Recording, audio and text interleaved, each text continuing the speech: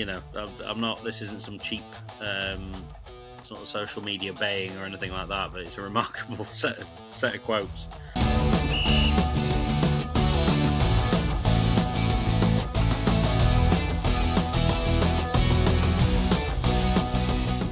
Hello and welcome to another edition of All Wednesday. As usual, I'm joined by Alex Miller. Alex, we've been a little bit low on the drama off field, haven't we? Thankfully, I suppose.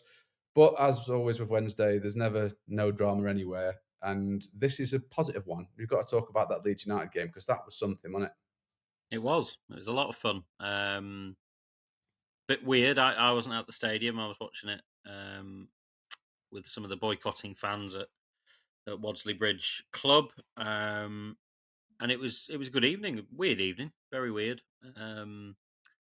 But in terms of the football, yeah, outstanding. And we've seen that in every game that Wednesday have been involved in, including this, the 3-0 Stoke defeat. We've seen such a huge degree of effort and scrap, um, and it's just remarkable how one football club, just the weirdest thing you can imagine happening, so often happens at different junctures. Because I don't think anyone expected anything like Wednesday leading for as long as they did, and eventually coming out on top against a strong Premier League squad. You know, when you saw that starting 11 for Leeds just after Wednesdays, seeing Wednesdays, did you also fear for the worst? Because I saw that, especially some of those attackers, and I thought, oh yeah, Ernie Weaver and these guys are going to have quite a tough old night on their hands. Yeah, but they've gone ahead and surprised them, and I think all the goodwill and um, positivity that came out of the Bolton game a couple of weeks ago, it just goes up tenfold, doesn't it? Against I think, what did I do earlier? There was 16 players used by Leeds, and only 4 of them weren't full internationals, which makes Daniel Farker's post match. I'm not. This isn't some cheap sort of social media baying or anything like that, but it's a remarkable set of quotes. Yeah. Um, When he says it's not like we were playing under 21s when literally nine of them were under 21s. yeah, yeah. Um, so yeah, a remarkable effort. Just to sort of give a bit of a peek behind the curtain. Chris Holt was at Hillsborough, and I was up at Wadsley Bridge, and it was partly out of a conversation of um, expecting it to be a fairly routine defeat, and looking to cover the game in a slightly different way with two different perspectives on it. Um, and I'm a bit sad I missed it really at the ground. You're just done with yourself being there. Yeah, yeah. But yeah, truly remarkable effort. So many good performances. Um, and yeah, they keep rolling on. And what the draw? We're recording this Wednesday afternoon. The draw's in 6 hours or so. Um, so we'll see what happens, and the conversation that comes out of that. Because if it's a big draw at home, this whole boycotting conversation becomes a little bit more difficult. I'd suggest. Yeah, no, absolutely. I think there's two things to talk about, I suppose, with the Leeds game in terms of the match itself.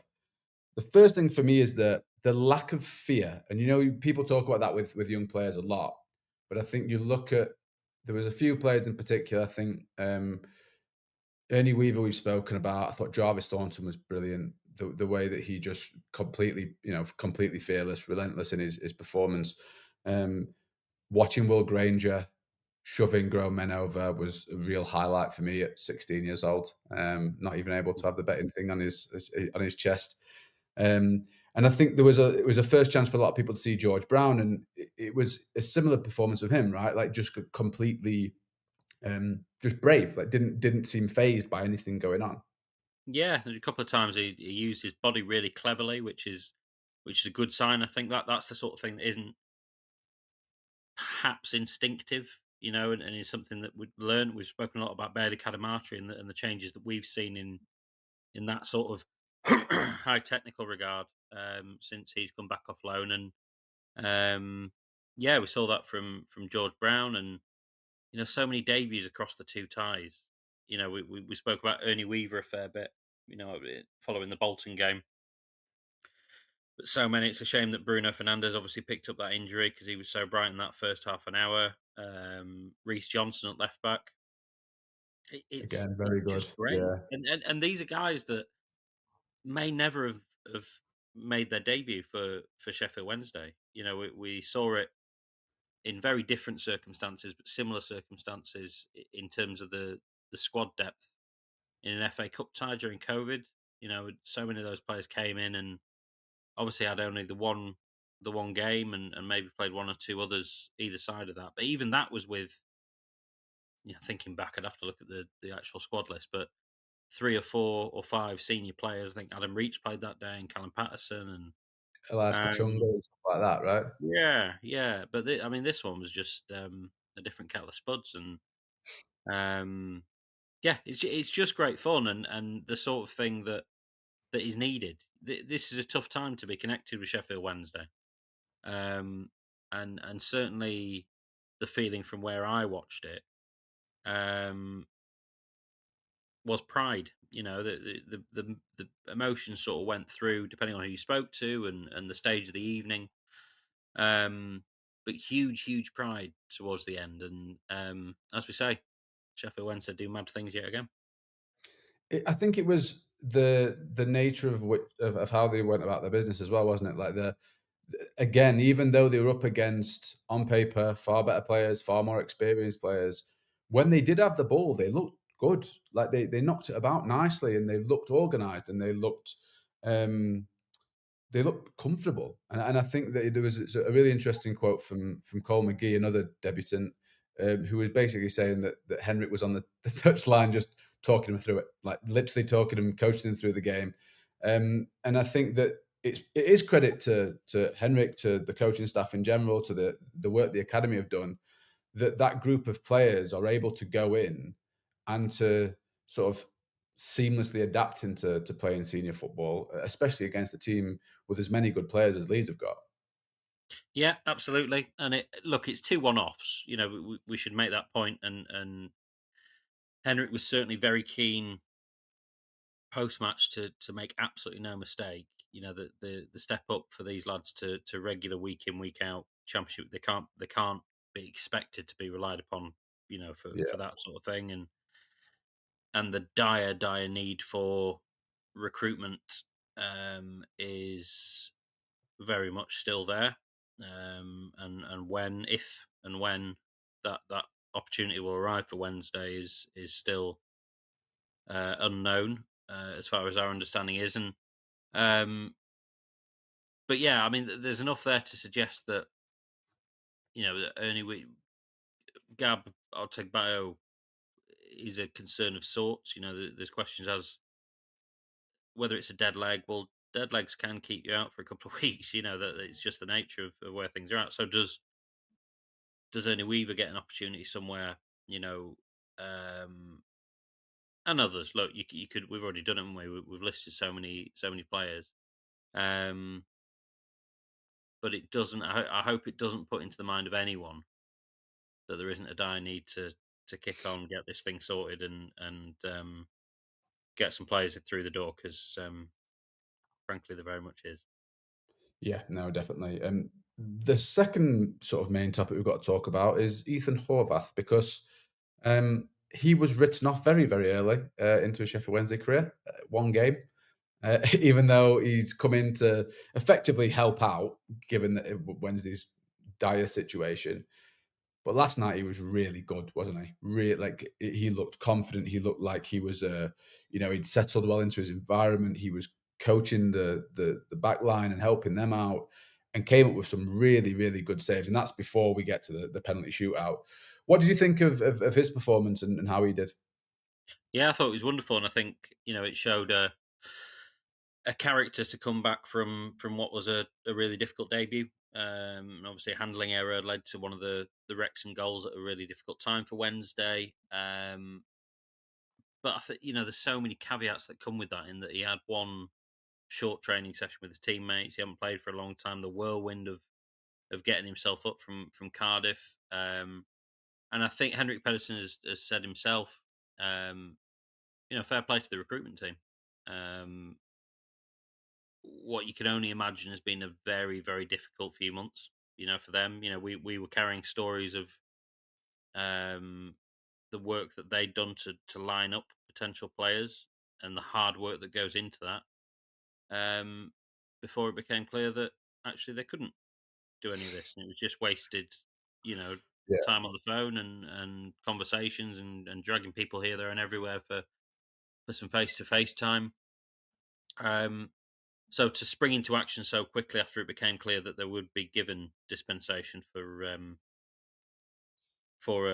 move for a goalkeeper was impressive. And look, it's an interesting thing with Horvath because there's very, very much two ways of looking at it. You're either signing a third choice goalkeeper from the league below, which is true and fair enough, and there will be no doubt a reason that that's the case. You're also signing a 10 cap USA international who's kept clean sheets against Monaco, Atletico Madrid, and Borussia Dortmund, and has Yeah. has played in the Champions League and been promoted with Luton Town. So, in terms of the business that was possible, we know we've got a rough idea of the restrictions on wages, and the players got to be available. You've got to have a relationship with the club to get something done that early, and I think it's interesting that Kevin Beadle is obviously worked at Cardiff, and he was name checked by Henrik as someone who had a very heavy hand in getting that deal done so quickly. So yeah, it's important. I think he doesn't strike me so far on very limited evidence, admittedly, but he doesn't strike me so far as the sort of goalkeeper that's going to be pinging balls around like Pierce Charles does. Mm. But not many are. That's a pretty difficult um, yardstick in that regard. But yeah, an outstanding performance. Really, really good to see him sort of bouncing off the field with the man of the match trophy and speaking to Sky. And yeah, hopefully he can take that into the next few games.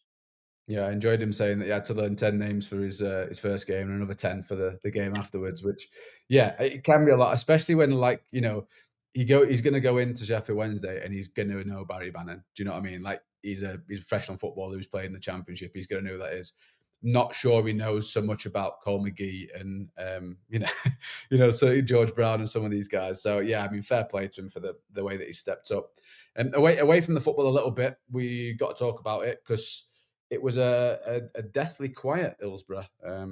Really strange sort of seeing pictures of the cop. Look, I know we've seen the cop empty for games before in COVID, in early cup rounds in the past, but they weren't against Leeds United. And I think that seeing those two stands, the North and the cop empty, it was quite strange, wasn't it? And to have so many, look, I know that there are still, a few thousand people went, but there was a real stand made by Sheffield Wednesday fans for this game, wasn't there? Yeah, it felt that way. And I think that point, with it being Leeds, we've seen stands closed at this stage of the Carabao Cup before. But the point remains, that Wednesday have never had a crowd of less than 20,000 for a Leeds game. It is a game that means something to the fan base, and with a sensible pricing structure, points to be made around that. You're probably looking at a lot more than 20,000. Yeah, But as it was, the stand was made, very widely acknowledged. I think the people that went have their reasons and are well within their rights to go and watch their football team. But let's make that right. There's so much division on social media at a time where you'd think everyone would be on the same page in terms of getting where they need to go. Chris was at the stadium yesterday, and he spoke to families who at £15 a ticket, and £5 for a kiddie. That was the sort of game that they could introduce their children or yeah, continue their children's relationship with Sheffield Wednesday. And as we know, it's not a cheap or affordable pursuit, Sheffield Wednesday. yeah. So look, there's all sorts of reasons why people might have been there, and I think they should all be. respected. Frankly, people have got their own opinions and viewpoints, and um, I think regardless of those that did win, a point was made. Sky were going on about it constantly. There was one word that was highly visible throughout the game, um, obviously emblazoned across the north stand, and um, yeah, Wednesday fans voted with their feet. Where I was up at the Wicked Men's, um, people were gutted. People when the camera, I put it in a piece today, so I won't labour the point, but the camera sort of panned to the emptiness of the stadium, and people were um, like shocked. There was almost like a groan or but one woman put a hand across her mouth as if in genuine shock. Um, Mm, and people wanted to be there because it's what they do and it's what they've always done. yeah, Um, people people haven't been there. They haven't missed a game at Hillsborough for 40 years. yeah, So that's the depth of feeling. And yeah, look, it'll be fascinating. Like we say, if the next round, we don't know who the opposition is at this point of recording. Um, but it'll be very interesting to see who and how it's acknowledged next time out. yeah, absolutely. This is a slightly just disjointed segue, but one man that knows a lot about the League Cup, having progressed in there with Sheffield Wednesday, is Chris Waddle. I actually got to speak to Chris, which is always a bit nuts for me speaking to Chris Waddle because it's become so it's commonplace for us to chat to the current crop of Wednesday players, and that's all very normal. But when I sit down on a Zoom and Chris Waddle's face is on the screen, it's always a bit like, oh, well, okay, that's a bit nuts. But one thing I want to speak to Chris about was Barry Bannan, and we'll chat we'll chat about Baz after we've heard what Chris has got to say, because it's a very interesting standpoint from someone who is widely acclaimed as a Sheffield Wednesday legend, and his thoughts on whether Barry should be in the same vein.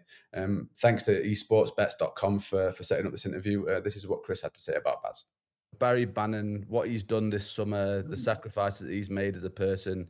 I know you spoke to me before about how good you think he is as a footballer, and how he'd have fit in amongst you guys, but do you think that his status now as a club legend at Sheffield Wednesday is concrete after what he's done this summer and the last few years? Yeah, of course it is. He's been there a long time, and he's always give 110%. He's always saying the right things on behalf of the club as well. Gets on with his job. No fuss with Barry. Gets on the pitch, plays what he does. He's a good captain. He's a good leader. It'll be very important at the minute at the football club, I'm sure, for Hendrik, to have somebody like that in the change room with the players, with his experience at the club.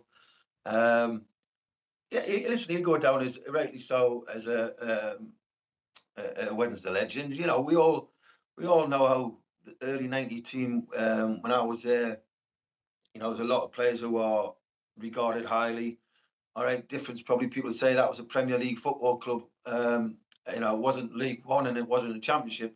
So I can understand people saying that, but for what he's done at the football club, he's given 110% every week. And as I said, you can't fault his application, what he's done for Sheffield Wednesday. And, to stay and say, well, some people might say, well, he's 35 or whatever, and he doesn't want to leave. He wants to stay in the area. He wants to be settled.